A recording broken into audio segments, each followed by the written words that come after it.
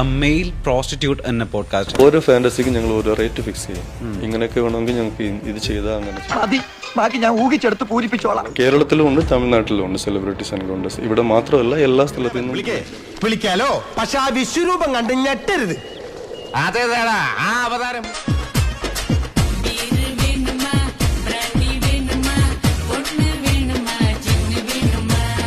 അങ്ങനെ ആ മഹാനെ പൊക്കിയിട്ടുണ്ട്. കഴിഞ്ഞ ദിവസം ഒരു പ്രമുഖ ചാനലിനോട് ഇവൻ തുറന്നു പറഞ്ഞ ഇന്റർവ്യൂ സോഷ്യൽ മീഡിയയിൽ വൈറലായിരുന്നു.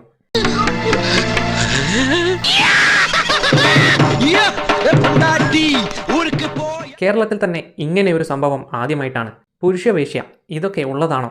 മുഖം മറച്ചായിരുന്നു അയാൾ ഇന്റർവ്യൂ നൽകിയിരുന്നത്. അതിനാണോ ഈ പകൽക്കൊള്ളക്കാരെ പോലെ മുഖംമൂടിയൊക്കെ ഇട്ട് നടക്കുന്നത്? 30K മുതൽ 50K വരെ ഒരു കളിക്ക് പേയ്മെന്റ് വാങ്ങാറുണ്ട്. മാസം ഒരു 5 ക്ലയന്റ് ഉണ്ടാവാറുണ്ട്.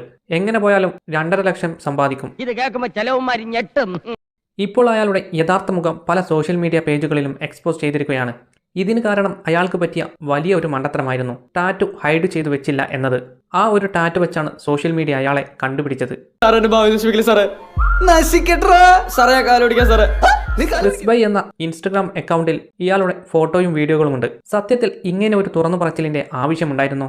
എന്തായാലും ഇവന്റെ കാര്യം തീരുമാനമായിട്ടുണ്ട്. അധികം നാട്ടുകാരൊന്നും അറിയാതെ ഈ പണിയുമെടുത്ത് അത്യാവശ്യം വരുമാനമുണ്ടാക്കി ജീവിച്ചു പോകാനുള്ള അവസരമാണ് ഇയാൾ തന്നെ അങ്ങ് കൊണ്ടുപോയി തൊലച്ചത്. ഇതിപ്പോൾ ഒരു ഇന്റർവ്യൂ കൊടുത്തതിന്റെ പേരിൽ ഇങ്ങേർക്കിനി പുറത്തിറങ്ങാൻ പറ്റാത്ത അവസ്ഥയായി.